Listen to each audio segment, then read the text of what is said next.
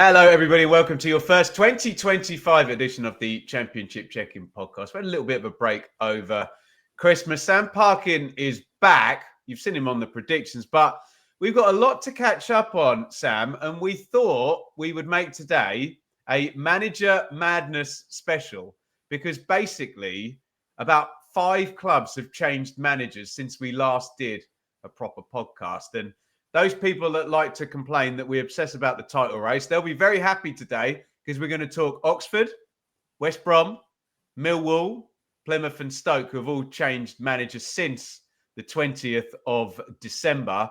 Sam was at QPR Luton last night, so we'll hear a little bit about that as well as we head into FA Cup third round week. Sam, it feels like we've had a bit of chance to talk about Gary Rowett in the prediction show, but our first managerial change of this mad season was Des Buckingham out of Oxford and Gary Rowett in. I suppose we know what Rowett's done, and he's got the new manager bounced in his first few games. I suppose I need to hear your reflections a bit on Des Buckingham as well. Can you talk to me about that change and welcome? Hello, mate. Yeah, really, I suppose without my Swindon hat on, I was in Oxford as well on Sunday afternoon. Very nice it was too. Don't drive in Oxford, mate. It's no, I said to my mate, because it was the first time I've been to his new house. I said, as long as it's 2 miles away from the Kassam, I'll be all right with that. Any closer, not so much. But yeah, I think sad for him because I thought it was a breath of fresh air, and I thought, tactically the back end of last season, obviously the way they started this campaign was really refreshing. They were the team, weren't they, that came up and really attacked the championship, looking incredibly exciting. So yeah, really sorry for him that it didn't work out, but I think it was kind of unanimous really when Gary Rowett was touted that he would be a pretty sure thing, I think, to cement them in the second tier this season. And now it could be even better, couldn't it? They could be looking up and having a really eye-catching first season back in the Championship. So, yeah, been really impressed with them. I think maybe at Deepdale, going on chances and what I've seen, maybe rode their luck to a degree. And somebody told me a stat last night, and weirdly, it was just prior to me seeing Neil Harris in the stand at Loftus Road as well. There's a method to my madness. Oxford obviously won 1-0 at Millwall, and every game since I played alongside Neil Harris in a 5-0 Millwall win over Oxford has either been a draw or an away win. That was the last home win in that fixture when I played in it. They haven't been in the same division, but that game was a 5-0 victory for Millwall at the Den. Harris got 3, of course he did, and I got 2 on my Millwall debut. So an interesting quirk that the visiting teams always seem to prevail in that fixture. So that was a really good win. You'd have to say the fixtures have been relatively kind on paper for Gary Rowett going in there. So much so that I think the two of us have been pretty strong on the prediction show that Oxford were going to prevail in these games. But the team looks really interesting. They seem to have Goodrum playing on the left-hand side. I think he shifted the formation. Rodriguez playing off the striker. Harris looks a bit rejuvenated. I think they've got the capability to be a better defensive side than they showed for a period during this season. So, yeah, I've got no doubt that Gary Rowett's going to keep them in the division. That's certainly the way it's looking at the moment. And what an incredible Christmas for them. And I suppose all that ill feeling, I suppose, towards the decision makers, if that's what it was, has subsided. There'll be that obviously huge admiration for Des Buckingham, but I think they've got this one right, it would seem. Yeah, and it's just clearly a hire based on knowledge and experience of the division, and just a very shrewd operator in that, in that position of kind of being hard to beat. So that was the first one. That was December the 20th, Sam. Then this was bubbling for a while, West Brom and Carlos Corberán. It actually got announced on Christmas Eve that on the West Brom website that Carlos Corberán was going to be leaving for Valencia. And I'd be interested to get your take on what I'm about to say, because if you attached one manager to one club in the Championship that was raising them up and keeping them there and having a really, really big impact. And the sort of one where if you took him out, there was going to be a problem at that club. You probably would have identified Carlos Corberán over the past few seasons. He's been there. I think there's some argument that he's overly pragmatic, but Sam, there's also some argument that he cuts his cloth accordingly. And West Brom, obviously, the parachute payments had run out, and there'd been an ownership change, and he'd had to mitigate through all of that. And I don't think anyone would disagree that squad quality at West Brom has just gradually gone down, as happens if you get relegated from the Premier League and don't bounce back. It hasn't been terrible since Corberán left. Admittedly, it's only been a few games. West Brom still in the top 6. Good draw at Sheffield United, a win against Preston as well. New one on me. We looked just before we started recording, Sam, and whether these odds mean anything or not. Rafael Vicky, who appears to be a studious-looking Swiss manager, is now favourite after Luke Williams, the Swansea manager, really came right in the odds. Just give me your thoughts really quickly on West Brom. And do you agree with my sort of idea that Corberán was really papering over some cracks at West Brom? And whilst there is a lot of potential there, if they get this hire wrong, they will now trend down. Yeah, definitely. I mean, looking at the table, I was a little surprised to see them so well positioned, actually. I thought they were coming from a little deeper. So to be sitting there in 6th, it's such a attractive proposition for so many managers, I would presume. And you wouldn't discount them at all from going up this season. I don't think you would. You obviously not talking about West Brom getting into the shake-up for automatic promotion. I think that's gone now. And I think, if Sheffield United can bolster maybe in January, they're going to be possibly able to keep pace with Burnley and Leeds. But I see that, being a battle between that trio, really. But for West Brom, I think there was a period where he couldn't sign players. Absolutely, there was.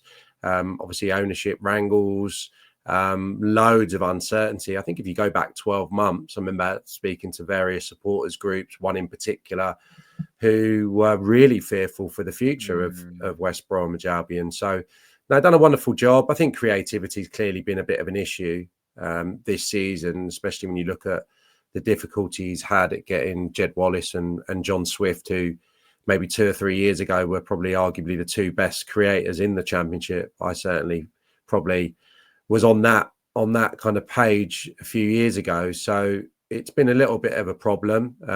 Fellows and Madger have obviously carried the burden. I think they're still the duo that have linked for the most goals, or on a par with Azaz and Latte Lath at Middlesbrough. So still waiting for, I suppose Johnson's a big one, isn't he, on the left-hand side? He came in and had such a productive end to last season, or entirety of last season. And I think he got a goal the other day, but his numbers are obviously well down on where they were. So a new manager will still be looking to, I think, put his imprint in an attacking point of view on this team and improve them in that regard if they're going to have a really successful second half to the season. I've seen and read this morning Graham Potter, John Eustace, and the chap that you just mentioned. Probably don't give either of the first 2 names any hope of landing this role, because one, John Eustace is doing wonderful things at Blackburn, and Graham Potter is going to get a Premier League job.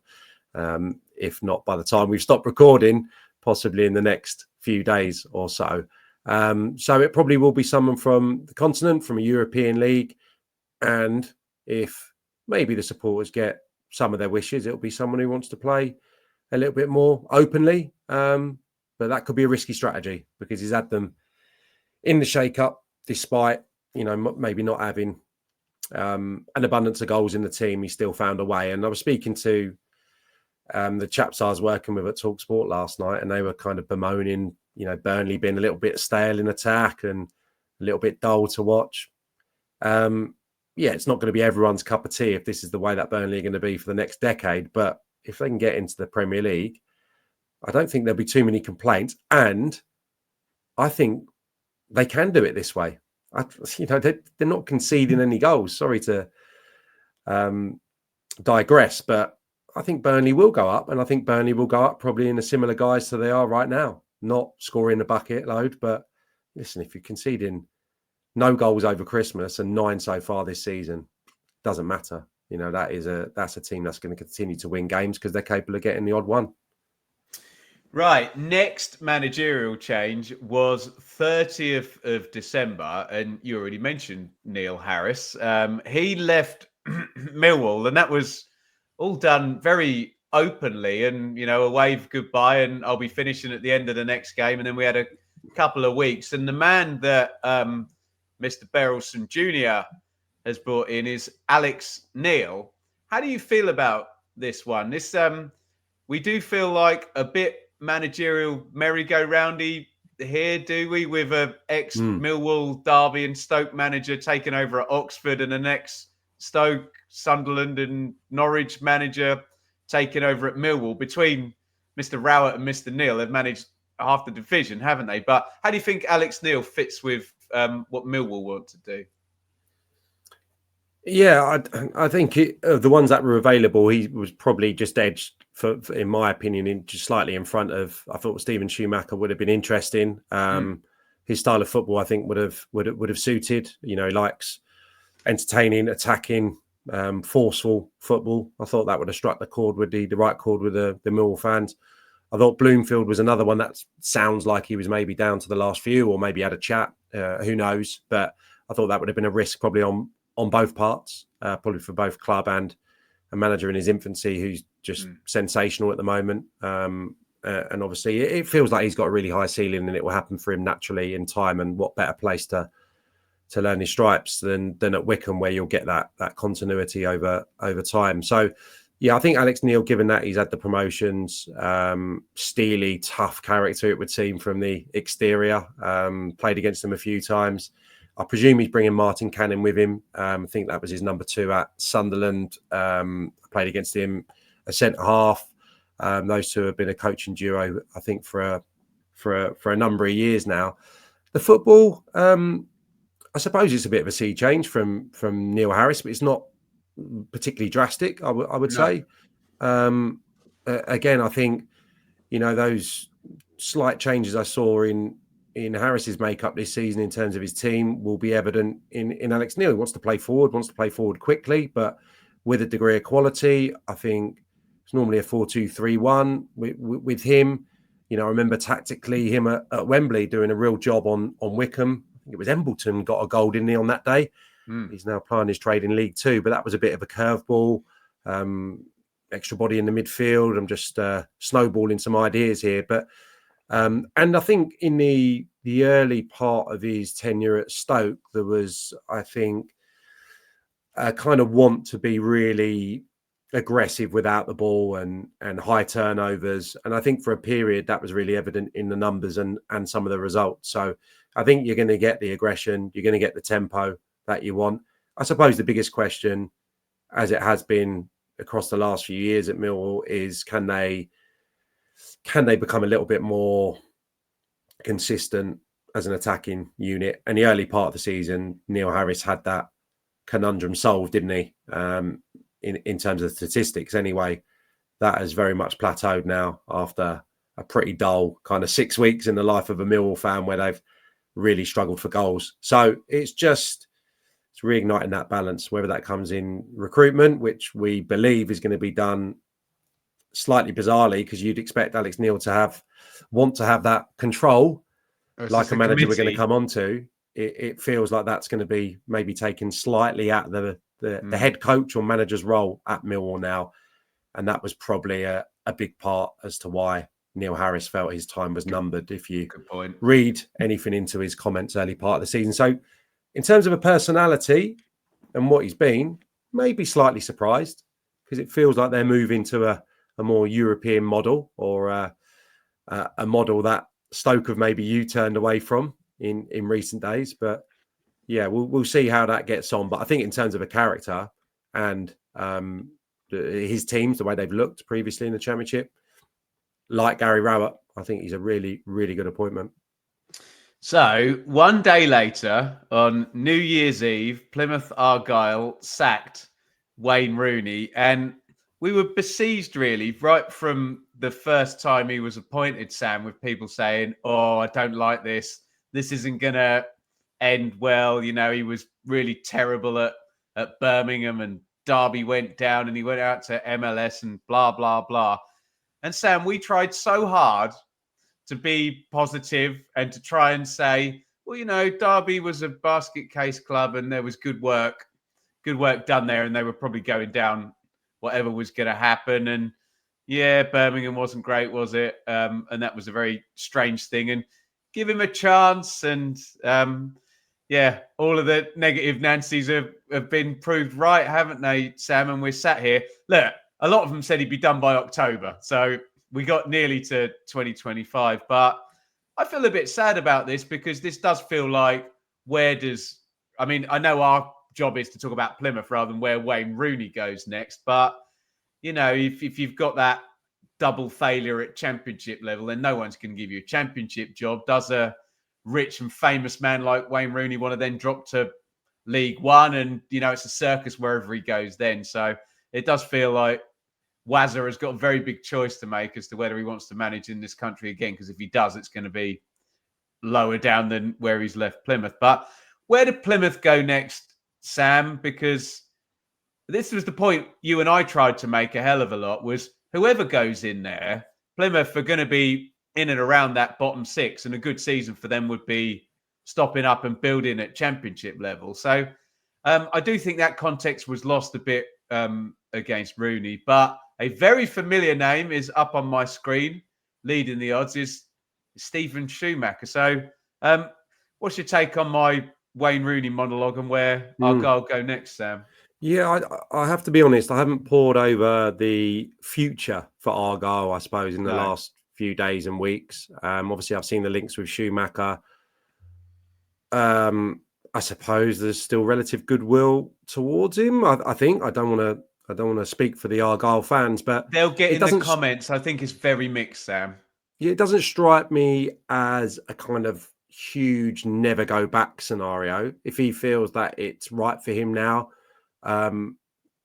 then good on him. You know, if he thinks he can go back in there and reignite that squad and do what he did previously, then it would take a degree of bravery. But, you know, I wouldn't suggest that it's a terrible, terrible move. On Rooney, yeah, really disappointed for him. Don't know him. But I think he conducted himself really well. I think, you know, initially, you know, moving down there, hearing Joe Edwards, for example, speak about him, the bond that he created with the staff, just his humble nature, I think really struck a chord with the people and the players initially. I wonder if it could have been different if Mike Phelan would have come in sooner. They've had some brilliant days at Home Park. And yeah, I did an interview before one of my games down there, and it was more focusing in on the recent performances, but I was very, very strong in my backing of Wayne Rooney, which I feel a little bit silly about now. But I think in the moment before maybe the first international break, or maybe it was the second, they were in a really good vein of form. They were performing admirably, especially at home. And the excitement was palpable around the place. There was the announcement of the documentary, which had been in most quarters, I think, met with approval. You know, that it would just... it would add focus to the club. It would add potential financial benefits. You know, there was no real negatives to it. So it was that period that I'm speaking of. And yeah, I'm really, really sorry for the fans, really, that it's going to be another disrupted season where they're maybe going to be hanging on to their championship status by a thread. But you can't, and we're going to speak about Rob Edwards a little bit in Luton in a moment, I think. You whatever level, you can't have an away record like that. No. You know, you can't. No. And not to get, you know, all to go too overboard on this, but I think sometimes the home performances and results are more important because there's more people there. right? So the owner is going to be present with lots of local people, and the hierarchy and the majority of the supporters are at these games. It's where you're going to get the majority of your points. So, maybe that is the priority. And I think we've seen in the lack of away victories across the Championship this season that it's a bit of a trend for whatever reason. But my goodness me, those supporters that travel up and down the country, especially from the opposite end of the country, invariably, it's tough. So the new manager has to find a way. And I know I've been quite defensive of Rooney in that he's played 4-5-1. He's played a back five. He's dropped some of his star players. He's gone longer. Whatever ingredients he's felt, I think he's had a look at. And the individuals, the forward players in particular, but the people that are getting the ball to them as well, and the shape of the team, the patterns that they're trying to orchestrate, someone's going to have to make a better go of it to make them at least competitive, away from home, where they can go and win some games. I mean, I think they had 2 shots at Stoke.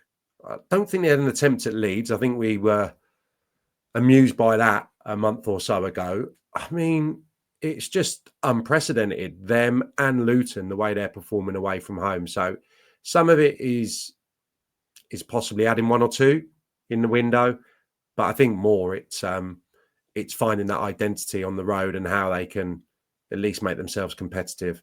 So we'll wait and see on that one. But yeah, probably the one that I wouldn't say upset, but probably the one that I thought, that's a real shame for him, because I thought they were onto a good thing there. And I'm again, don't want to go too much into it today because I don't think it's the platform and it's a bit boring. But I do think there is a little bit of snobbery when it's attached to Wayne Rooney.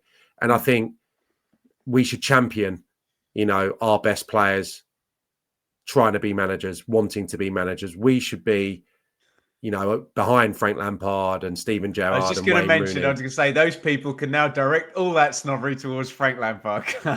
Yeah, and listen, this isn't me saying they're really good managers. We don't know yet. And just be open-minded about it, though. Yeah. Yeah, and I think when Wayne Rooney speaks about football now, he is someone that accepts that he was a brilliant player, but if you listen to his language, he talks about tactics and he talks about modern tactics, and he accepts that the game has moved on. And yes, a lot of it, can be about mentality and battling and an endeavour and what have you. But some of it is about tactics now, and I think he's taken that on board. So I like listening to him, and I hope there's a place for him somewhere in football management. I had this conversation on a few platforms recently. I'll name drop here. Don Hutchison said, who I spoke to about this, said back in the Northwest, we don't know his personal circumstances. We know his family and, what family he's got. And he's got a kid at Man United who's doing really well, I think, or a couple of sons that are flying in terms of their own football. So we don't know exactly what he'll want from his next move. But he kind of suggested back to the Northwest, maybe, where location's a little bit easier, where he can rebuild his career. And Nigel Reo-Coker was the other player I was on with, ex-player that I was on with, and he felt he's a manager. I thought maybe going as a number 2, going as a striker coach and learn a little bit, maybe do your pro license or wherever he's got up to in terms of his learning. Nigel Reo-Coker thought, no, he's Fergie. He's got to be the front and centre on a match day, get someone to do the coaching. That's kind of the way that he was, during his career. He answered to Sir Alex, but on the training ground, it was Carlos Queiroz or Mike Phelan, Steve McLaren, whoever it was during that era. As a front man with someone else doing the coaching, maybe it would work for him. Maybe indeed. Last one. I'll do this one, Sam. 1st of January. So we literally had 3 in 3 days here. 30th, 31st, and then 1st. Mark Robbins appointed Stoke manager. The majority of the comments we got, Sam, when Narcis Pelak was sacked was he should never have been given the job in the first place, was the general view of the Stoke fans. He wasn't ready. It was too big a gamble. We mentioned the role of John Walters, the new sporting director, in that, and it all becomes a bit incestuous here because we were just talking about Stephen Schumacher, who they'd taken from Plymouth, and now we're talking about Stoke. I get the sense, and I don't have any depth info on this, but that they were getting cold feet on Narcis Pelak. Mark Robins became available through whatever methodology. They, knew that they could make this happen, and you think maybe one thing leads to the other, and it's here we go again. And I tweeted, and I've got full empathy and sympathy for the Stoke fans, that it's just beyond parody now how many times they reset and rechange. But you said to me, Sam, well, hang on a minute, it feels a bit more like a Michael O'Neill type, appointment, experienced guy who knows the ropes, and they'd gone away from that. But they've tried absolutely everything. But look, Mark Robins, it's difficult to judge sometimes, Sam, when someone has an amazing affinity with one club. And for what Mark Robins did at Coventry, you sometimes can get a bit confused as to how good a Coventry manager they are against how good a manager they are. But sensational job at Coventry, and Mark Robins in at Stoke. I'm sure he'll calm everything down, but I dare say he has gone where many have tried and many have failed before with Stoke City. So that has been the month of managerial madness, Sam. Can I come in before you wrap it up and just say go. that I spoke to a chap, and apologies if this is incorrect, but I think his name was Pete Smith, just done a quick check online, who works for the is he Stoke. Stoke Sentinel? Yeah, he is indeed. I know. Yes, I spoke to him last night, and just to, sound like a little bit of a broken record, but I just thought the coaching structure was really interesting at Stoke, who they were going to go with. Obviously, it's a bit of a 360 from the direction they were going in terms of the manager, the profile of Robins, experience, man manager, brilliant at dealing with the outside noise and what have you, and being incredibly successful, likes good football. So that's the first thing to say. But obviously he's brought in Paul Nevin, who obviously was at West Ham for a period. I think he's worked for some governing bodies and what have you. I think high level coach, and obviously James Rowberry as well. And I was just interested as to whether there was a personal relationship with someone at Stoke. And it sounds like these two guys have just been cherry picked, in terms of let's go and get two of the best coaches available on the grass to come in here as a little bit of a team, as a little bit of a unit, to give ourselves the best opportunity at being successful. So I think it's a really interesting trio that they've put together. And interestingly, he said as well that James Rowberry, I'm not sure when it was or to what degree, but he's been involved somewhere where he's done a bit of mentoring of young coaches. And Ryan Shawcross was one of the ex-players that he was helping in his coaching journey. So Ryan Shawcross obviously has been in charge of the Stoke team in this interim period. So there is a slight link there, but I think it's not, an old pals act or, John Walters bringing in people that he knows. It's very much, it looks from the outside, a collection of guys that don't have a previous working relationship together, but three guys that together could be really exciting. Well put. So that is your month of managerial madness. We would have tried to deal with each one of them as we went, but obviously there was Christmas. Sam and I are both parents as well, so we've done them all at once. Please get your thoughts in via the comments. It's a long list here: Oxford fans, West Brom fans, Millwall fans, Plymouth fans, Stoke fans. Sam, quickly before we go to the quiz and wrap this up, you were at your beloved Loftus Road last night, hobnobbing with Nigel Rio-Coker and Neil Harris. That wasn't last night. You were I saw Neil. Harris I mean, it's a who's who. I mean, get this: we could have a five-a-side team here. We could have more than that. Jamie Redknapp was there. I think the Sky camera's got him. We had Charlie Daniels, not too far away. I'm not sure who he's working for, but he's certainly coaching or scouting. Neil Harris, aforementioned. Paul Furlong, old teammate of mine. I clocked. Who else did we have? Now there was Mick Harford, a few rows away. So you always have a who's who of London football. Mate, that at QPR. five-a-side team is terrible because none of you lot are going to do any defending at all. Just all strikers and a load of big men as well. Yeah, and my colleague on TalkSport last night had a go at me for not getting an exclusive off Neil Harris. I said he's an old teammate of mine. I'm not going to go and put it on him and then immediately put it on the radio what he says if in fact he is. I'm going to defend your mate. He's a journalist. He was just doing his job, but yeah, relationships need to be maintained. Yeah. But anyway, I'm going to say this through. It's not gritted teeth. Is probably not the right terminology, but I'm going to say this. And be aware that by the time we stop recording, we could get news out of Luton because it does feel like it's going to be really difficult for Rob Edwards to continue. And this hasn't been my sentiment, and it wasn't last night, to be honest. I still came out massively in defence of him, given that I felt the second half they were quite good last night. They certainly had the fight, which they didn't have in the opening 45 minutes, and it was a different setup last night. Very different setup. Back four.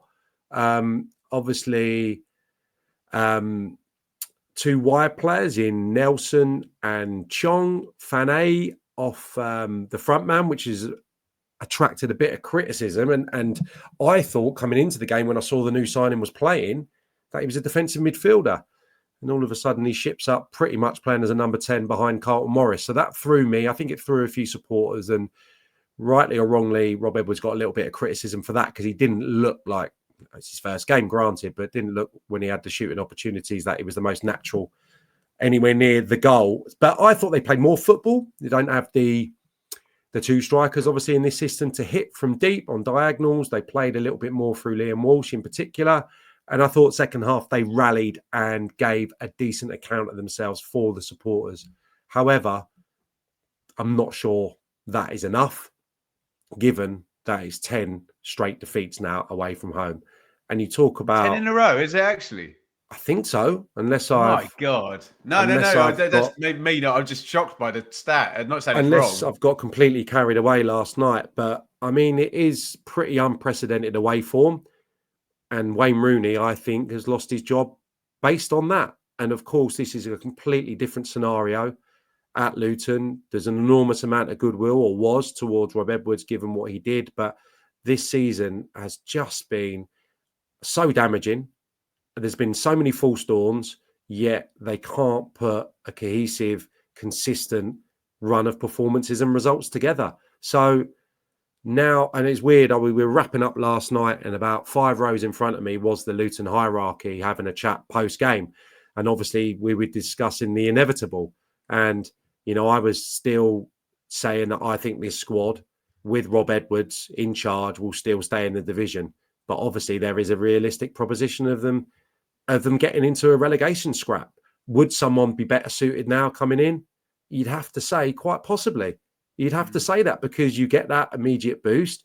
You get someone coming in with a kind of different eye, and it's a bit of a blank canvas for them to put their own imprint on a group of players who, let's get it right, are hugely underperforming.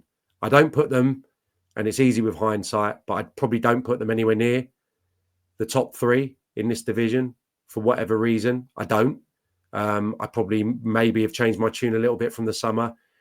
And I do think that the main reason for this slump is the focus or lack of the players.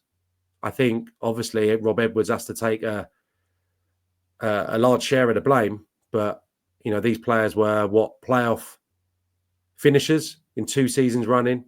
And the majority, if not all, got enormous plaudits for the way they played and conducted themselves in the Premier League. So it's a squad that's hugely underperforming. And maybe someone to come in, different voice, pack a few punches. You know what I mean? Come in and not pull any punches. May just see a little bit of an upturn. So this is a massive, massive week or two, because you could say that the Forest game in the Cup comes at the perfect time. It's a free hit and the pressure is off to a degree. And it could be the worst possible time for the manager in terms of being a good opportunity to make a change. There you go. We'll watch this space. We are recording, just in case anything does happen, we're recording on Tuesday. This will be coming out on Wednesday, and we cannot read the future as much as we try. Sam, really quickly, let's just ram through this quiz. Thanks as ever to our good man, Fev, at Fev's Football Analytics on Twitter. Do you want to go first, Sam? I'll ask you first. What are you This is going to be the hardest quiz of the season because, there's just been so many games in there. I can't remember yesterday. Right, I'm going to ask you first, mate. Okay, can I get the league table up? Yeah, no worries. Yeah. Over the four-game Christmas period, which 6 teams had the best goal difference? You're going to have 4 guesses to get a maximum of 3. So you're looking for the 6 teams that had the best goal difference over the 4 festive games. God, were there any big... Is there any big, like, 5-0s? I don't remember there being any. There was one, actually, that I can recall. No, I'm struggling, mate. I'll just go to the top of the table then. Well, Burnley don't score any goals, do they? Leeds are there, yeah. Yeah. They got +3 Leeds, +3 goal difference. There's 3 teams on... Middlesbrough are always good for loads of goals, aren't they? No, Middlesbrough aren't there. They've had a bit of a lull over Christmas. No. That's 1 from 2. You got 2. You got to get them on the nose.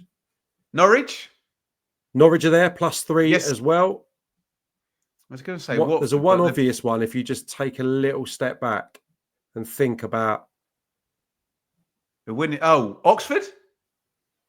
Oxford are there, +4. Yeah. That would do me. Put me out of my misery. I wasn't alluding to them. So the winning streak, though. The 4 teams on +3 are Coventry, Burnley, Leeds, Norwich. Then you had Oxford on +4, and the one I was trying to give you the clue for, Bristol City, +5. Okay, you've got the reverse question. Sam, the game last night doesn't count towards this. Okay. Because we didn't tell Fev that we were recording on Tuesday, and he sent the question before the game. So you can guess what this is going to be. Look down at the bottom of the table, the 4-game Christmas period, which 6 teams had the worst goal difference. Remember, QPR and, well, it's not really an issue for QPR, but for Luton, the result last night doesn't count. Cool. I don't know where to go I don't know where to go here at all. And I've got no idea. Worst goal difference. Plymouth? Yes, -6. They are your top answer. Luton. Yes, even without last night, they're there, -2. Millwall? You're there. You've got your 3, bob on. Millwall are there with a -2. Can you get one of the other ones? Stoke? No, you're out. Yeah. Watford were in there, and Derby. Did Watford have a big defeat against someone then? I can't remember. No, I think they had consecutive They've defeats, lost 3 on the spin, haven't they, Watford? Blackburn were in there as well, which for a John Eustace team is rather a surprise. Sam, great to have you back for the Championship Check-In podcast. There will be no predictions this week because it is the FA Cup, unless you besiege us in the comments and say you want to hear me and Sam predict some Championship teams in the FA Cup. But quite frankly, we could do with the week off, and we will be back with that next week. We'll be back with Championship Check-In again next week. Get your ideas in for what we should cover, and we will see you all then.